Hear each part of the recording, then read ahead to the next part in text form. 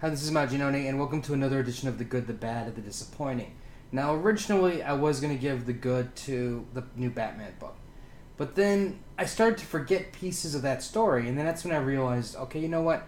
If I can't remember bits and pieces like that, obviously it wasn't that great of a book for me to say it's my good pick. So I'm going with Superior Iron Man. This is the first book I read at lunchtime, and I still remember everything about it. And I have to admit, this book was freaking awesome. Here's the deal. If you remember Superior Spider-Man, it was Doc Ock replaced Peter Parker, the Mind, and then he went on the rampage. This is coming from the heels of Axis in the sense where the Scarlet Witch and Doctor Doom were casting a spell, chaos and order, and then basically good guys became bad guys became good guys. And this is Tony Stark at his worst.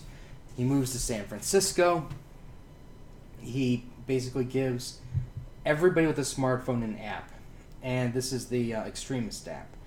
Now, this is probably one of the most evilest things I've seen Tony Stark do. He basically starts drinking again. He's making up for lost time. He sends his armor, like usual, to fight off the enemy, who was like a C-level villain. But here's the thing. Let's get back to the Extremist for a second. The Extremist app basically turns you into a perfect person. The looks, body, everything. You go from horrible to... Actually, I'll word it this way. You go from like a 4 to a 10. And you're just amazing looking. And of course, everybody with the app uses it. Well, Pepper comes up and she's like, Tony, you can't do this. You're creating this social class where it's basically, if you have this app, you're in the top tier of the, social hierarchy. If you don't, then, if you can't afford a smartphone, then you're in you're in the lowest. There's a clear dividing line. And Tony's like, Pepper, don't worry about it. Everything will work out in the end. And they show off his new armor, which is like this new organic... I'm just going to call it Venom-like in the sense that the way it moves. You also have Daredevil in this book. And here's the thing. This is going to be a spoiler. And this is what makes Tony dastardly evil. Basically what happens is Pepper's going like crazy, you can't be doing this nonsense. And the app wears off. Because what it basically did was he gave everybody a trial version of the app. So everybody reverts back to their normal selves. And there's a note that says, it's a trial version. If you want the real thing, pay up $99 per day. Imagine how much money he's going to make with people trying to use this app. So this way they become perfect. Great book. Totally unexpected. And this is like a whole new level for Iron Man. I can't wait to see what's going to happen to Tony. Because when this thing falls down on him, it's going to be bad. Alright, my bad. Guardians 3000. I decided to give it another chance, and I wish I didn't. This book is just basically, it's overcompensating for story with machoism. The people are super heroic, body proportions. There's body proportions that technically aren't even correct. You have Vance Astro, who's supposed to be completely sealed in a suit to prevent oxygen from reaching his body, but yet, the artists decide to have his mouth open all the time so this way they can make him look going, rawr, rage, look at me, I'm angry, rawr. And I'm like, oh, God. And then it's just, I guess if you're, alright, let's put it this way. If you're just looking for really big men in spandex punching each other with aliens, you don't care about a story, this book is for you. There might be videos similar to that you might be able to find online, but you might have to click an age consent thing, but, to each their own. My disappointing is World's End Earth 2. Now here's the deal. I'm not really disappointed with the book as a whole. I think the way they handled famine was great.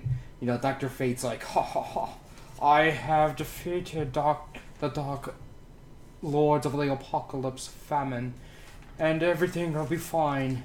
And then he realizes, no, that's not what happened, because famine has been unleashed, and everybody around the world is getting jacked by it.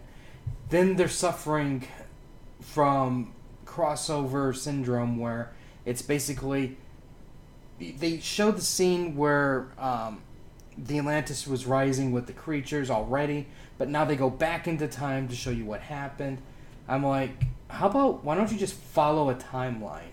So this way, this would have happened a long time ago, and now we would have seen, the Atlantis rising. But no, you got to go for the splash page of creatures, swimming to the surface type thing, just so this way you can get the bang for your buck, and then try to backtrack it. The fake Superman, fake Batman, Supergirl storyline, that part's just okay. There's some differences of opinion going on, but the real disappointment for me, and for the most part I was like going, even though I was a little bit down on certain parts of the book, the famine part, that kept me like pretty entertained. But what was really the downfall was, as you can expect, the very end. See, for me, my biggest gripe with comic books is you just can't create a story or a comic book universe and have interesting characters populate it that don't necessarily always have to connect to each other. For some reason, Marvel and DC have the worst time in doing it. DC especially. Well, actually, no, let me rephrase that. Marvel and DC both, especially. And they truly disappointed me again. Because what basically happens is, they're being guided, Green Lantern and Solomon Grundy are being guided by the Green to find the next Avatar. And that's when Green Lantern goes, hey, wait a second. I suddenly recognize where I'm being led, and this is my old boyfriend's mansion. And suddenly, there he is. He died, and he somehow becomes the heir Avatar. And I'm just like going, why do you have to do this type of nonsense? How about just create a brand new character? That seems too impossible to do something like that. You don't have to connect everybody. It's like, this universe is, possibly going to get destroyed completely anyway, so why do you have to have all these connections, Just move on. And this should have been somebody entirely different. You know what I mean? It's just like, really? But no, they have to end it on a shock value, so people go, oh my god, that's who it is. And that way we can see the next one, and we go, oh my god, that one's connected to that person. And you know what I mean? It's just like, create new characters, try. I know it's hard. Also, we get to see Ted Grant, Wildcat, in here too, without his costume. So that part he's not quite what you expect. But anyways, this is my disappointing book. Primarily, like I said, just for the end. But that's my good, bad, disappointing. Let me know what you guys thought was your good books, your bad, and your disappointing. I'll have more reviews later. So until next time.